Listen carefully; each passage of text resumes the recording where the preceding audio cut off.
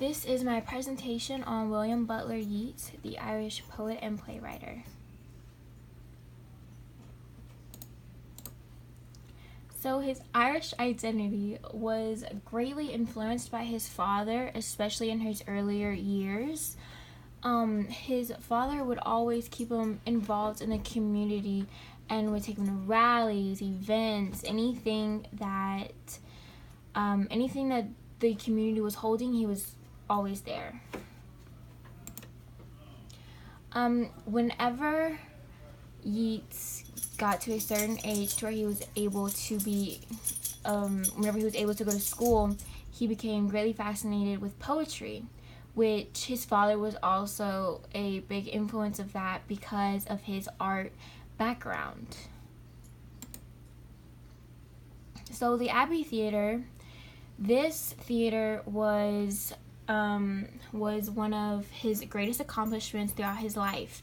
It is still standing here today, and they still have plays in it. It's mainly a historical building, and they don't like to put plays in there, but they still do it to this day.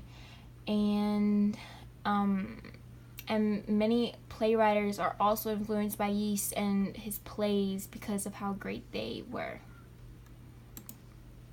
So Yeats' love life. His first love was a lady called Maud Gonne. So she influenced hundreds and hundreds of his poems in his earlier adult life. But after Yeats proposing time and time again and her always refusing, he eventually gave up on her. And he then met Georgie, who, after only dating for roughly 2 months, married him, and they had 2 children together who are pictured here.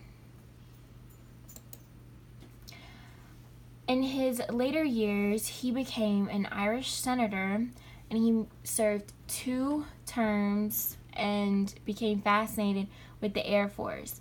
Now, the Air Force encouraged plenty of poems. My favorite would be An Airman Foresees His Death, because it's just amazing. I don't know how else to put it. It's just amazing. Okay, next. Okay.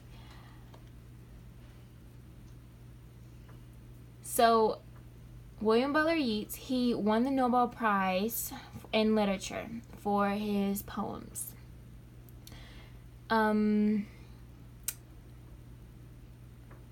In his later years, he finished one of his final poems called Under Ben Bulben.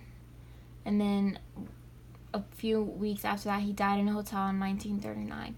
Now, throughout Yeats' life, he had become greatly known and greatly loved throughout all of Ireland, clearly because not only because he was from Ireland, but because his Irish background and heritage and culture, and it shined through his work, playwriting, poems, anything. Everything he did, he always kept that Irish background, always sneaking up somehow in poems. And yes. Okay, thank you for watching.